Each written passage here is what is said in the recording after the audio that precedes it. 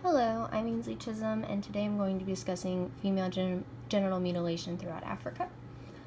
According to the United Nations Population Fund, female genital mutilation, which we will also call FGM, refers to all procedures involving partial or total removal of the external female genitalia or other injury to the female genital organs for cultural or non-medical reasons. FGM typically involves the removal of the clitoris and damaging of the labia. There seems to be debate on just how many countries in Africa practice FGM, but typically there are 29 that are recognized as practicing. The African countries that we do have practices of FGM are in order below from highest to lowest in concentrations, beginning with Somalia at 98% and ending with Uganda at 1%. For this map, we're going to discuss the rate, societal expectancy, and health consequences of FGM in Somalia, Egypt, Sudan, Ethiopia, Liberia, Kenya, Nigeria, Yemen, Ghana, and Uganda. We do see that FGM is typically prominent in these northern African countries, sub-Saharan Africa, and the Arabian Peninsula. So first we're going to start with Somalia. So Somalia has been labeled the 5th worst place in the world for women, and it also has the highest rate of FGM at 98%. The majority of women here who suffer this are between the ages of 5 and 9. In Somalia, infibulation is the prominent form of FGM. This is where the clitoris is removed and the labia stitched together with only a small hole created for urination and menstruation. As can be expected, this can lead to many health risks. HIV is common amongst these women, and child rearing and sexual intercourse are also extremely painful as the skin has been stitched and scabbed over, so it doesn't retain its normal elasticity as it would before the procedure. This can make childbirth actually deadly for many women. There have been efforts more recently to educate men and women on the practice, which should help spread awareness of the dangers. As of 2017, FGM is still legal in Somalia, but many are hoping that with the spread of education for women, it will lead to change. And in each of these, you see pictures of different women, and if you click on the links below, you can see there are stories within news articles. Egypt has a concentration of 91% of women who have undergone FGM. The rate of FGM of girls between the ages of 5 and 9 and 10 and 14 are about even, so it varies on exactly when they will undergo the process. FGM has been criminalized in Egypt, but is still prominent, and parents are finding ways around the laws. The practice has often been executed by dayas, who are local midwives. They don't have medical expertise. But they're being discouraged from doing it, so now doctors will do the procedure in the cloak of night. Anesthetics are an extra charge, meaning that they are typically not provided to the women. Some believe that having doctors perform the procedure will lower the risk of infection and future complications, but this isn't the case, as it has been shown it's dangerous really any way that you do it. It is recognized as being harmful, but social pressures encourage many mothers to continue the practice with their daughters. Here we have another link. Sudan has a concentration of 88% of the women's population who have undergone FGM. While the percentage is still very high, there has been push to end FGM, as it is demonstrated with the sign above. This sign says intact and God-given. It advertises the idea of Salima, so it's basically discouraging damaging or abusing the women's bodies. And here we do see that in most of these countries, FGM is dropping. Sudan is less so, but you can see that by age, the percentage of people who have undergone the procedure is lower.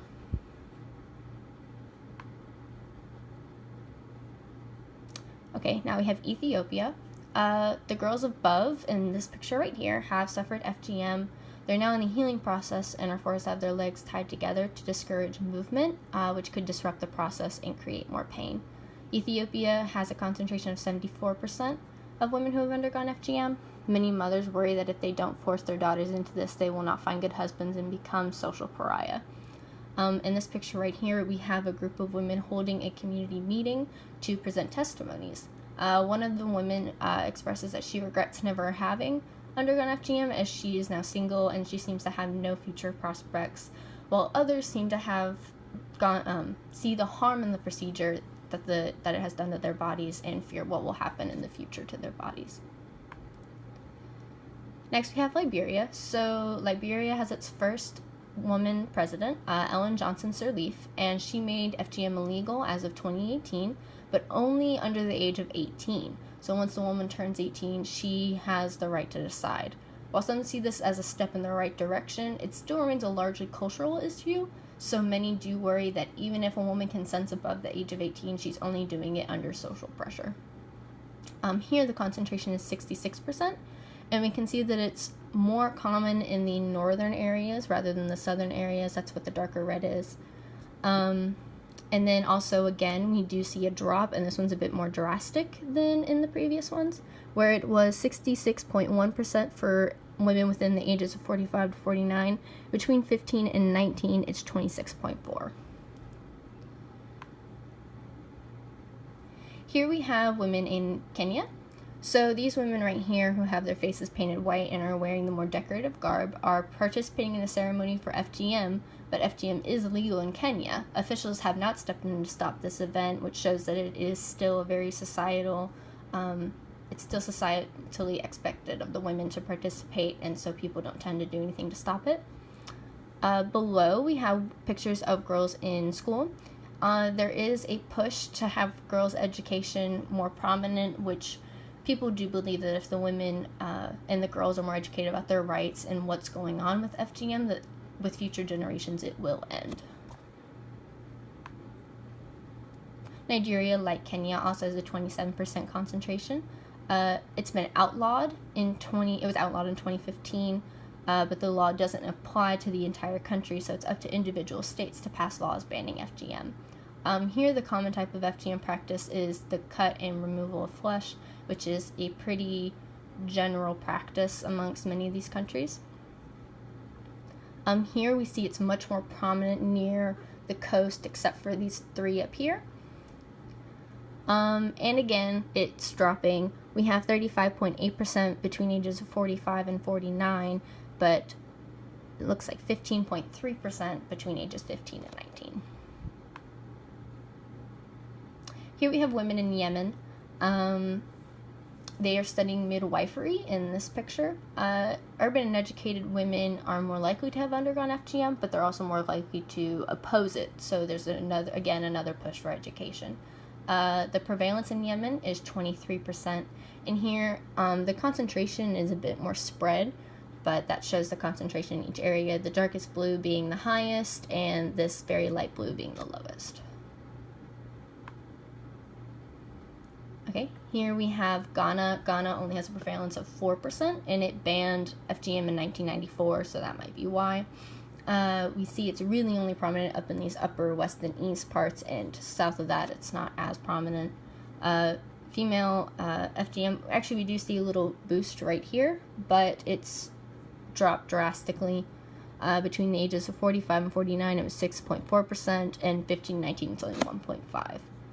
And here we see the effects that FGM has had on different women who have undergone it. So the highest majority have suffered bleeding, and then it's difficulty of labor, pain during sex, ill effect, so being sick, and then other effects. Uganda is lowest on the list of African countries that have practiced FGM at 1%. A law banned FGM in 2010, but some do fear that with societal pressure the practice may rise again. So here we have a pretty even concentration throughout. And then we have a picture. It's a road sign that says "Stop Female Circumcision. It is dangerous to women's health." It is from Family Planning Association of Uganda. And next we have my sources, and that will be all. Thank you so much and have a good day.